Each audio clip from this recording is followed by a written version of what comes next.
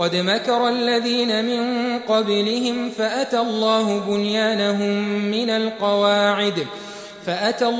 بنيانهم من القواعد فخر عليهم السقف من فوقهم وأتاهم العذاب من حيث لا يشعرون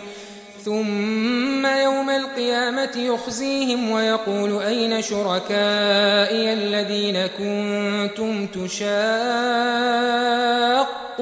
فيهم قال الذين أوتوا العلم إن الخزي اليوم والسوء على الكافرين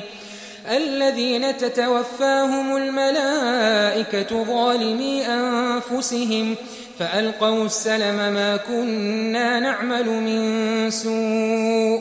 بلى إن الله عليم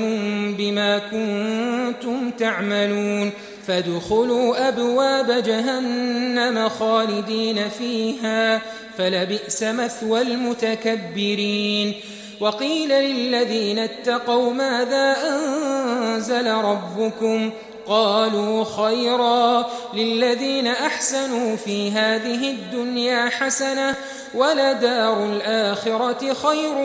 ولنعم دار المتقين جنات عدن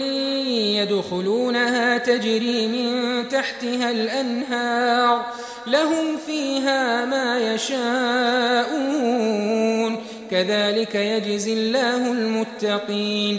الذين تتوفاهم الملائكة طيبين يقولون سلام عليكم ادخلوا الجنة بما كنتم تعملون هل ينظرون إلا أن تأتيهم الملائكة أو يأتي أمر ربك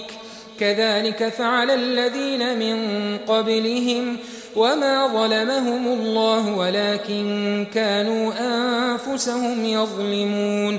فأصابهم سيئات ما عملوا وحاق بهم ما كانوا به يستهزئون